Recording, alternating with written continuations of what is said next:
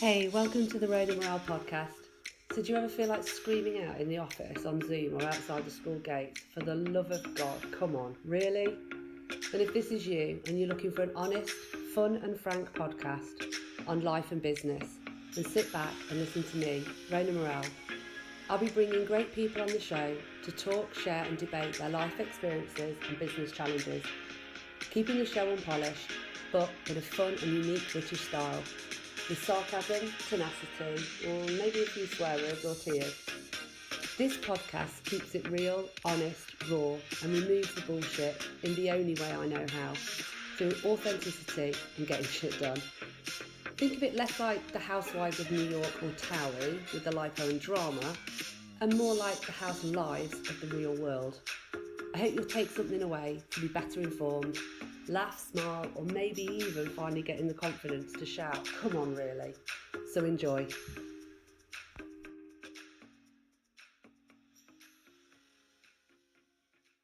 Hey Greg, welcome to the Rona Morale podcast. How are you? Hi, Rona. Very good, thanks. Lovely to see Excellent. you. Excellent. Well, listen, for the listeners out there, I am delighted to introduce Greg Weston to you. I've known Greg for 20 years now. The bit that we were just talking about pre-recording was quite funny about the old days in London. But the story that I want to share with you today, well, Greg's story, is really this kind of journey of recovery. And Greg used to work as an investment salesman back in London, and one weekend the boys had decided to go on this golfing trip, and knowing what you group of boys are like, we always knew it was going to be a good weekend. However, things took a massive turn, and in June 2011, on a night out, you fell over and you banged your head on a curb. Now, what that ultimately resulted in was Greg being on life support in the hospital. His friends didn't know where he was until the hospital phoned. And in no uncertain terms, the doctor was very clear with your father that it was very unlikely you would survive. And even if you did survive, you would be in a brain dead state. So obviously those conversations were deeply upsetting, and the question was asked, do we turn the life support machine off? And at that moment, your dad had said yes, because he didn't want you to live in that state. You woke up. That's right, yeah? Yeah. So Basically, as they went to turn the machine off, I opened my eyes. So it wasn't meant to be. I was meant to be alive. so on that huge bombshell, I guess that's where your journey then started. And obviously it was all then about, you were in a wheelchair and fighting to learn those life skills again, and how to live independently. So if we could we go back to that night and just take us through that journey that you have been on in the last, 10 years? Yeah, of course. Yeah. So I can. What's very strange about my brain injury is my long-term memory is actually really good. It's my short-term memory. So someone will tell me their name and I'll just forget it immediately, sort of thing. But long term, I can remember everything. So I can actually remember leaving my house in my car on the morning of June the 25th, 2011, driving down to Bournemouth. It was actually like a little sort of, we had to get, where we played golf, you had to get on like a car ferry just to go across the bay, sort of thing. And I remember getting on the ferry and parking up next to Phil Hughes and James Padmore and all my school friends, basically getting in their car and having a bit of banter, as we used to say, and having a chat and stuff. And then I can actually really vividly remember playing the round of golf. It was a really windy day because it was obviously on the sea, and you'd hit the ball straight and then it would blow away off the fairway, and it was a really tough game of golf. And I remember then going back into the clubhouse at the end of the day, meeting up with all the lads and, you know, going through the day's golf and all that kind of stuff. I can remember driving back to the hotel. I can remember getting changed. I can't remember what I was wearing. It's ridiculous. I can remember having dinner with all the lads in the hotel, and then up until I can remember up until about midnight. Yeah. Where I then can no longer remember what happened. But at 5:30 a.m. Yeah. I fell over, hit my head on a curb. And what's incredible, Rona, I still to this day don't really understand it, but I actually, when I fell over, the guys I were with called an ambulance. Yeah. And I actually walked onto the ambulance. So this is just, it's just so crazy. So I walked onto the ambulance, got taken to Poole Hospital, Yeah. which is just like a local hospital. Do you know what I mean? Just a very, like, you know, Solihull Hospital would be here, just a very local hospital. And actually put myself into the hospital bed. Doctors all checked me over and stuff like that. And then I fell into a coma. So it was almost like a delayed reaction. Yeah. Which I think the medics have said is how it kind of works. But so then because Poole Hospital weren't equipped to deal with me, they had to rush me to Southampton Hospital. At that point, they called the lead doctor called my dad, and this is in my blog if you remember the conversation. Yeah. Called my dad and said, hello. I can remember my dad's written down the conversation. He said, hello, is that Graham Weston? And my dad said, yes. He says, do you have a son called Greg? And my dad said, well, I hope so, yes. And he said, I'm sorry to tell you that Greg's been in a serious accident. And my dad goes, oh, what happened? And so they told him. And then I remember my dad said, the prat. You know, very, very typical of my dad. And they said, and he said, how serious is it? And the doctor said, it's very serious, I'm afraid. And my dad said, what, life or death? And the doctor said, yes, I'm afraid it is, Mr. Weston. So if you can you get down here as soon as possible? Yeah. So they got down there as soon as possible. So I was actually in a coma for 3 weeks, Right. being kept alive simply by the life support machine. And, you know, like Danny and all the lads. So what happened to the boys? Like, when did they find out what had happened? They found out the next morning, I think. Because obviously I wasn't there for breakfast, and so they found out the next morning, and then during the 3 weeks, I think all my friends were driving down from Birmingham to Southampton, which is a long drive, obviously, and I think they're a bit like, it's a bit rude. He's not. I've driven all this way and he's not even said hello. And I was literally just, it's incredible because a lot of people, Rona, say that when they've been in a coma, they remember something. Yeah. Like they have these little they remember hearing like a conversation, or because I think all the lads, you know, I've got lots of friends from London, as you know, as well. They all came up and they were all talking to me and saying, wake up, will you silly sod, and all this sort of stuff. Yeah. And, sorry, excuse my language. I didn't mean to say that. Oh, anything goes on this podcast. You're all right. And so... so you don't remember I don't remember anything. anything at all.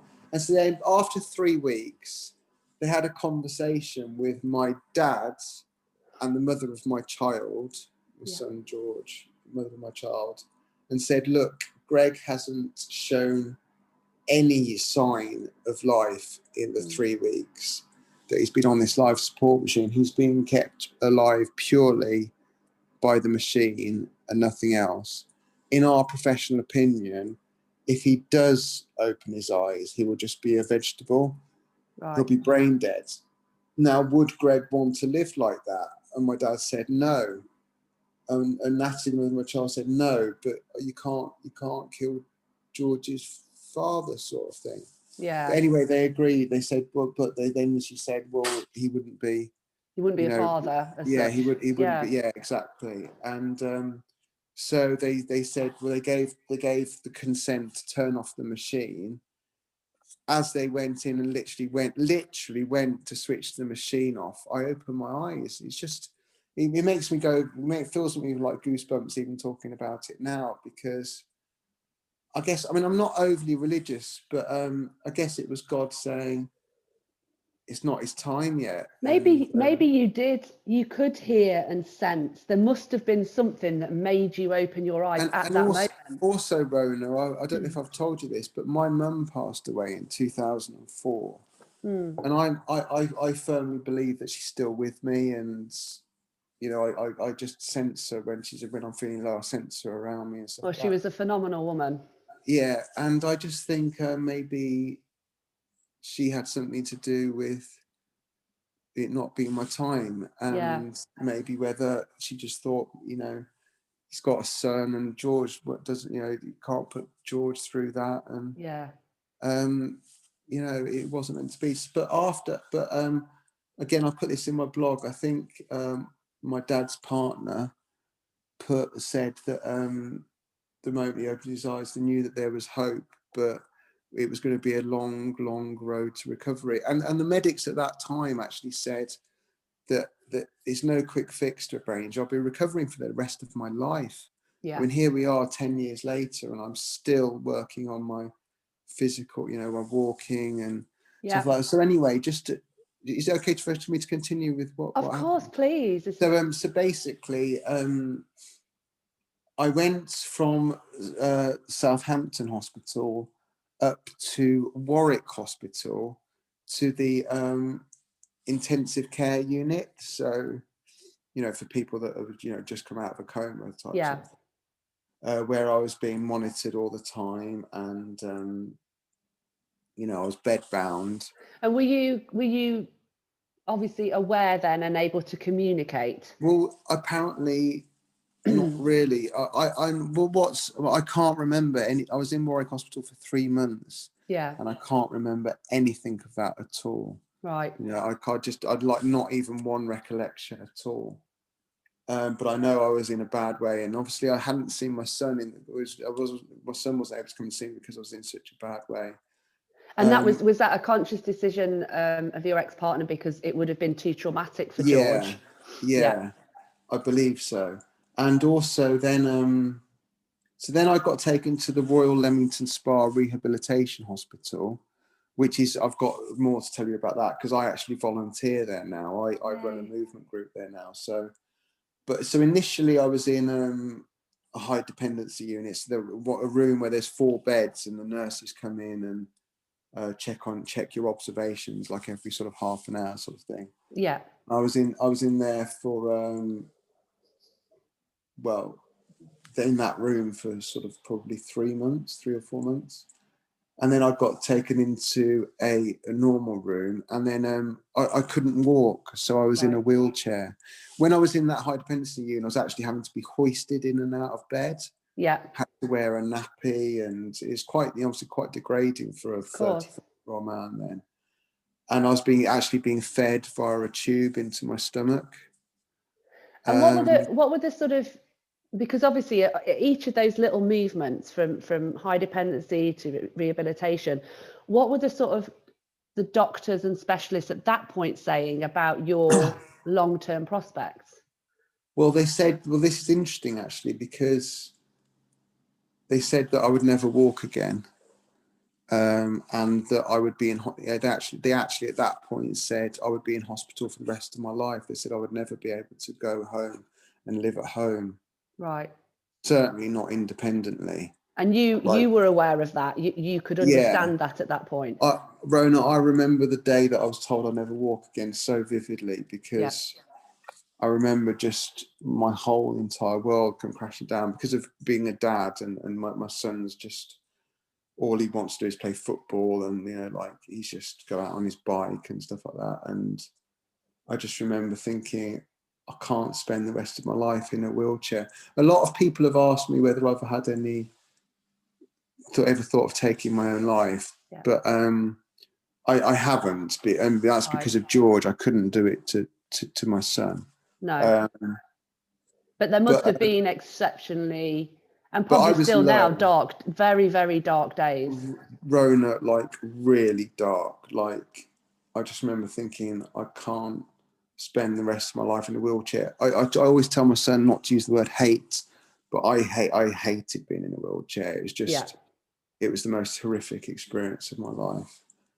However, so after about 6 months of me being in a wheelchair and told that I'd never walk again, you know John Brierley? JB. JB. His stepdad Keith, who's a great man. They came to visit me, and Keith, my feet were sticking. I was bedbound. I was in bed. Well, no, I wasn't bedbound, but I was in bed when they came to visit me. And Keith said, your feet are really cold. My left foot gets really cold. Because all my even to this day, like my it's all left-sided. It's very similar as though I had a stroke left on my left leg, sort of thing. But so he said, so he massaged, and this was when I couldn't move my left leg at all. And he started massaging my left leg, and as he did, I kicked my left leg, and he said, "Greg, you just moved your left leg." Yeah. And so he said, so he did it again, and I did it again. And went and told the physiotherapists, and they said, "Greg, this means that there's a chance you could walk again." Wow. And so in my physio, the way I did it was, they had me like, it's like a walking stick, but it was called a quad stick with four sort of little legs on it, and put a belt on me, like a sort of a weight training belt with handles. I remember the pictures. And I've got a video of it actually. And I started walking again, and it was just, I can't put into words. But then, in terms of my walking, I went from walking with a quad stick and a handling belt, they're called, and then I progressed to a normal walking stick and a crutch. Yeah. And so with that, but then it's not just the walking. So I went from walking, but then as I was able to walk safely, you have to learn to walk on different surfaces. So you have to you basically, I always say this, you go back to being like a small child. A baby again, yeah. Yeah, you have to. It's like trial and error and risk. Because when you're an adult, you don't think about walking. Well, do you know, Rona, that you've hit the nail exactly on the head there. That's exactly what I was going to say. Crossing a road, I mean, you learn to do that when you're like 10 or 11, just how to get up the curb safely, how to walk on different surfaces, so like how to walk on concrete, how to walk on grass, how to also the other thing was they had to check that if I fell over I could get back up off the floor again. Of course. Just to take you back slightly, and I know the listeners would really want to hear about this. Sorry, I'm probably waffling on a bit. No, not at all. But I just want you to go back to, you did an interesting challenge with two of the London boys, and you were in a wheelchair at that point. When you were doing that mountain challenge, were you able to walk at all, or were you still in the wheelchair full time? Do you mean when I walked up Mount Snowdon? Just drop that. I walked up Mount Snowdon. Yes. Oh yeah, no, actually, I wasn't in a wheelchair at that point. When I got, if you don't mind me going back a bit, because I started divulging a bit. So that was in 2012 that I started walking again, and was like trained to walk and stuff like that. And then after Leamington Hospital, I went to Hunter's Moor, which is, it's like, I always used to probably quite incorrect. I will answer your question, so I just need to give you a bit of background. Sorry. I went to a place called Hunter's Moor, which is in Hall Green, near Birmingham. Yeah. And that I always say is probably incorrectly, but I always probably call it like a halfway house. where you learn life skills again, how to wash and dress, how to cook safely, you know, like how to not to eat raw chicken and stuff like that, how to manage your finances. You just relearn all the life skills basically. And then I was there for a year, and then in 2013, I'm sorry, I'm going massively off. I will come back to Mount Snowdon. It's just that was a few years later, you see. So basically, then when I moved home, you did it on like a gradual sort of phased return. So I'd start off by coming back for the day. Then, and did you have a place ready for you to start that transition, or were you like, was that with family or in your own home? So basically in my own home. So basically I would come back for a day with one of the occupational therapists, and they would check that, you know, they would just stay with me and check that I could cook and clean up and just do all the basic things. And but then it went to me having a day on my own, and then a day and a night, then a day and 2 nights, 3 nights, 4 nights. And then eventually, when I sort of passed the test, if you like, for want of better words, I got to move home again. And I remember the first night, Rona, that I slept in my own bed, like knowing that I didn't have to go back to hospital the next day, ever. And you could get up, walk, make your breakfast. I remember waking up thinking, is this real or am I dreaming? So like it was just when was that? So from June 2011. That was September 2013 was the day I moved back home. Wow. So from June it was from June 2011 to September 2013. Gosh. Was the time I was in hospital and stuff. And so then basically when I got home, when I got home, the first week was just amazing, just to be able to sit and watch, even just watching the television, the station you wanted to watch, and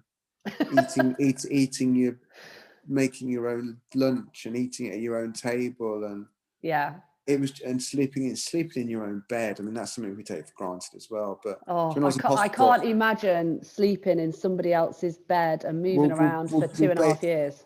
Well, basically, the hospital beds are like little plastic things with bits at the side. They're like a tiny little. It's just awful. And then, but I mean, I've got, without being like a big-headed or whatever, I've got like a big super king size bed that could just sprawl across. And you bloody deserve it. Yeah. Never take it for granted again. I'll never. That's one thing that I keep saying. I keep saying this, but you never take anything for granted again. No. When you've been through that. So anyway, but then there was a little bit of an anticlimax after that, because I was just sort of, what now? What now? Yeah, it was exactly that, Rona. What now? And then, so then I made a conscious decision of making sure I left the house every day, whether it be to do some exercise or just go to the shops or just go for a walk or whatever, just get out every day. Yeah. And then I started doing some, you get 6 like physiotherapy sessions with the NHS. Right. And what they did actually was a quite ingenious thing. I don't know if I've told you about this. They gave me, it's called an FES machine. So it stands for Functional Electronic Stimulation Machine. Okay. And what it does is it had like a pad at just under your knee, and then like a button on the inside. It had like special insoles with a button in it.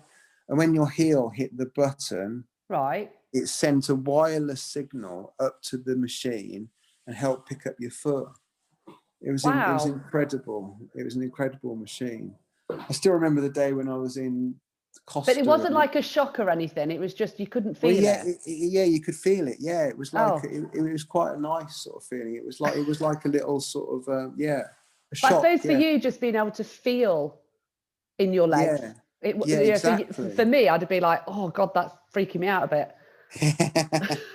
Yeah, I know what you mean, but it was really good. But it was only ever meant as like a training device. So I had it for about a year, and then when I went to see the lady, it's the West Midlands Rehabilitation Centre, the lady that actually was involved in designing it. she said, your job's done now, like as in because it like, was no, I want to keep it. well, she said she asked me to walk with it and without it, and said that it was better without it, so it done its job. Great. So that was great. Then I decided, this is the once I'd sort of like worked on my walking, and did I tell you about my weight as well? My weight. You were really unhappy about that, weren't you? That really kind of frustrated you. So basically, when I was in hospital, my weight actually, my fighting weight, well, not fighting weight, but my weight, Your fighting weight. My fighting weight is about 13 and a half stone. I'm 6'1", so that's kind of like the right BMI and stuff like that. Yeah. But when I was in hospital, I got to 18 and a half stone.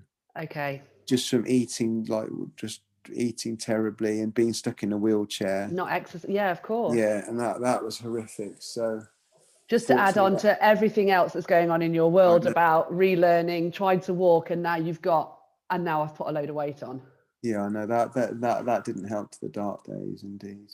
No. But anyway, so as I lost that weight and cut out sugar out of my diet and really watched what I eat really cleanly now as well. I actually prefer to eat cleanly. I don't know if you ever heard about. Do you remember Leanne and Shane? Yes. Butler? Oh my God, yes. Yeah.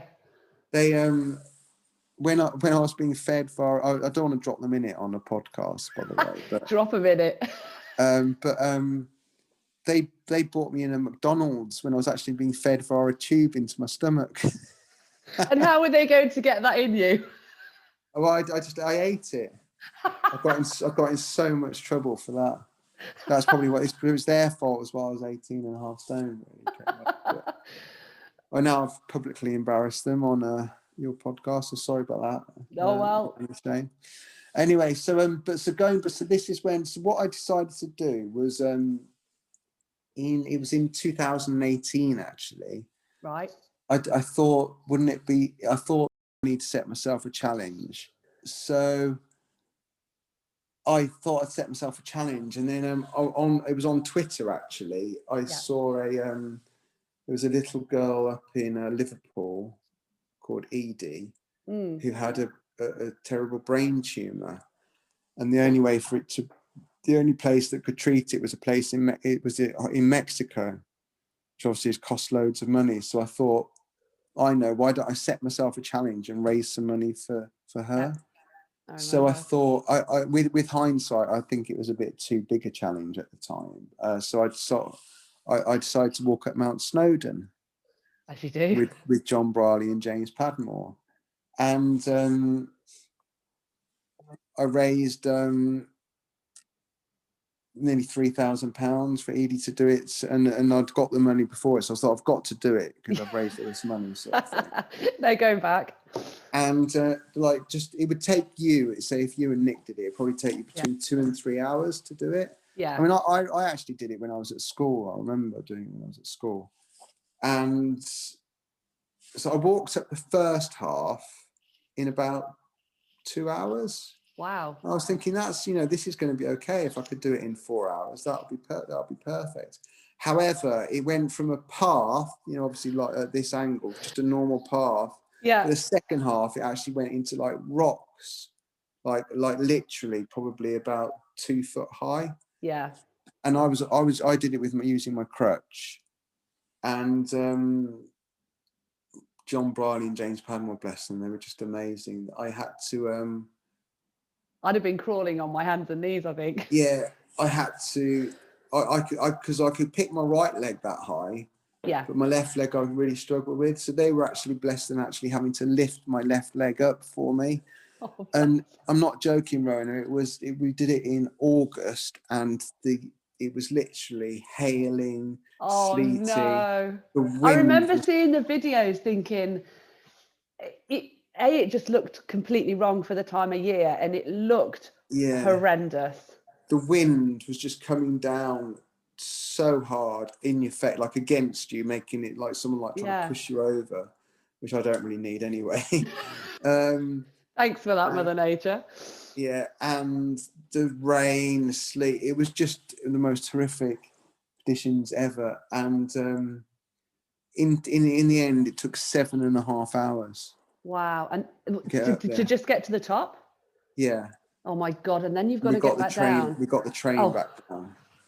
Yeah, John and Paddy actually admitted when we got to the top that they were thinking of calling the mountain rescue in at one point, because they just didn't think we were going to be able to do it. It was just so tough. But that's interesting in itself, because you want to do it. You want to set that goal for yourself. It needs to be challenging. You want to earn, get the money for ED. But equally, there's a point where you can't be stupid about something like this. You've already been in a life and death situation. And for JB and James, like, the thought of putting you in a situation that could put you back must have been really hard for them as well. Yeah, it was. Like, it's exactly as you say. It's like, I didn't want to end up going back in hospital because of it. But we did it. And one of my favourite sayings, I think I've told you this before, is nothing is impossible. The word itself says, I'm possible. And I kind of try and live that as my sort of mantra. Yeah. And then the year after, I then... there's another girl called Leonie who's got cerebral palsy, and I decided to do an event for her. I did the Stratford 10K, which I came last in, but I got a standing ovation at the end. There you go. So then that was great, and to give little Leonie the medal. But to come last and get a standing ovation and achieve 10K, I can tell you right now that I would struggle to do 10K. Well, I was the only person that had a disability. Yeah. That did it, and so it really filled my heart with, and to see little Edie's face at the end, I gave her my medal and stuff like that, and we raised like another £2,000 or £3,000 for that. It was wonderful. Yeah. Amazing. So it was good. Sorry, I told you I'm going to do lots of talking. I need to let you speak now. No, the podcast is about the guests. It's not about me at all. I just wanted to bring your journey to the listeners, and I think I still find it hard now for when Nick and I talk about it, it's like getting that call and knowing what had happened and just seeing these little milestones that you were doing. And I remember the video of you going, was it up the stairs or down the stairs? I can't remember. Yeah, the gym. And it was like, oh my God, this is somebody who, if you'd not have opened your eyes in that moment, we wouldn't be seeing this journey. I wouldn't be talking to you now. And there are lots of people going through really tough times, and some people live with lifelong debilitating issues. And just your story of hope, resilience, and kind of not giving up. And all those things that you said earlier that you take for granted, just eating and cooking and walking and sleeping. I mean, I need more people to realise, and especially during these times of COVID, these are the things that matter. It's family, it's friends. So not at all. I think hearing the story is amazing. Like being able to hug my son and tell him I love him. And how is George? It's his birthday today. He's 13 today. Oh my God, he's hit teenage years. Happy birthday, George. I'd like to give a little shout out to George and say happy birthday. I always say to George that I gave him life and he gave me a reason to live. Oh, and that is so true. He's been my inspiration to get better. Actually, do you know what? And this is, I don't know if this is why the stars align, but in a couple of hours, I'm recording a podcast with another lady who also had a tragic event in 2011, and with the death of her son. And it's the one thing that I know kept her going was her daughter. So it's really weird that I'm recording these two podcasts on the same day, realizing they both happened in 2011, and you both have incredible stories. So have you got time for me to tell you about my volunteering, or would you absolutely, I want to move on to that now. So obviously we've now come forward nearly a decade. Tell me how you've harnessed that journey and those energies into what you're doing now. So basically, what as I might have touched on it earlier, that I believe my accident happened to me for a reason. That's why I try not to get too depressed and down about it, and just think, look, I've been given a second opportunity at life, very nearly having died, as you said. to use my experience to help other people. And so my volunteering is so rewarding. I run what's called a movement group at the Leamington Spa Rehabilitation Hospital, where I was a patient. And so I'm able to use my experience, particularly with like my left arm weaknesses. And there's a lot of people who've had strokes in there, and physical disabilities and stuff. So I've actually designed like an exercise program to help, so we start off, we do exercises all around the body. So starting at the head, shoulders, arms, all the way down to the legs and stuff like that. We then do some dancing to some music. Now, you were never a very good dancer, Greg. So never, darling, never. But it's seated dancing. So you just stuff like, so we just do like YMCA and wind the bobbin in up, or whatever it's called. Just to get the hand-eye coordination going. Yeah, no big box, little box. No, darling. As you say, I was never one for those. I'm not going to go there. I was going to start talking about podiums in Provence and stuff like that, but we won't go there. Time for it. That's maybe the next podcast. Yeah, and then we play some ball games. Like we use balloons. Like battered balloon around and stuff like that, and then we do a bit of meditation at the end. Nice. And I was really honoured actually I won the South Warwickshire Special Recognition Award for my volunteering. So I got presented by the Mayor of Warwick for that. So that was that. It's nice to be recognised. Isn't it strange though how the people who are doing the most good are those people that, like you said, have been given a second chance? And I just wish that humanity in general could be more giving and more kind. Absolutely, particularly in these times. I mean, like we're back in March when COVID, it was March 17th or something when COVID came out. I actually felt really ill, and I phoned the NHS helpline, and they told me to self-isolate for a week. And we've got one of the neighbours has very, very kindly set up a WhatsApp Brenbridge Close. I live in like for our close WhatsApp group, just like for support and stuff like that. And they used to drop me over food and paracetamol and stuff like that. And it did actually bring out a lot of kindness as well, which is good, isn't it? Because you need kindness in these times massively. Yeah, the community round near me, there was a couple of ladies who were going round our local pub with the sponsorship of a local firm. Were able to feed everyone over the age of 70. They gave them a free meal every day. And thank God for that, because I think had it have been left to kind of national support, a lot of people would have been in a worse place. I know I became an NHS responder, although still to this day I've never been called upon for help. So, but yeah, I think. Yeah, and because you've hit the nail on the head, because there's a lot of patients obviously at the Leamington Rehab now that they're just say they're bed bound or in a wheelchair or whatever, and they can't have people coming in to visit them in these times. That's so hard. But we can help in that respect. My volunteer manager, if you like, has just got some iPads. Right. For us to go, and so we can just help and just communicate with the. So can you still go in every week and do your sessions, or are they dialing in for? I can't do the sessions at the moment, right? Because of all the social distancing. In the room that we do it in, then normally they would be sat next to each other.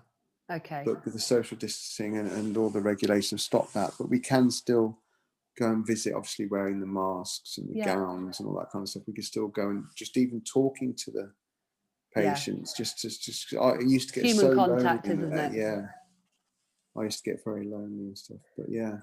And I know, obviously, for the listeners, Greg has a Facebook page and has a blog, and I know you've been interviewed on radio before, and I'm sure far more professional than my podcast. No. But listen, I wanted to bring this journey to the forefront because I honestly could genuinely talk to you for hours. And Greg, when we can get out and about again, you're not that far from me. I'm only the other side of Birmingham. So let's definitely get a coffee in, or a I would tea. love that. But thank you for just being so open and honest. And I know we've covered a decade in what is sort of 40 minutes. And I don't underestimate the journey that you and many other people have been on. But just that goosebump moment of hope and completely proving the doctors wrong. I think I look at you now, you're Greg, you're walking, you've still got your sense of humor, you're doing great things for your community. And I just want to say a massive thank you. Thank you for fighting. Thank you for making us laugh on Facebook, even through, you know, some adversities that you've been through. You've always put a smile on our faces. So yeah, just a massive thank you. Thank you, Rona. It's so lovely to see you. And also thank you for giving me the opportunity as well. You're very welcome. And I will see you very, very soon. Definitely. All right. Take care, Greg. Thank you. Bye, Rona. Bye. Bye. So that's it. You've made it. The show's over. Thank you for being with us. I hope you've been able to take something away, maybe solve a problem, or just know you're not alone. Here's hoping it made you smile with a few laughs along the way. Please feel free to find me on all social media channels, and you can subscribe to my YouTube channel. Just search the Rona Morale Podcast. Have an awesome day and see you next time.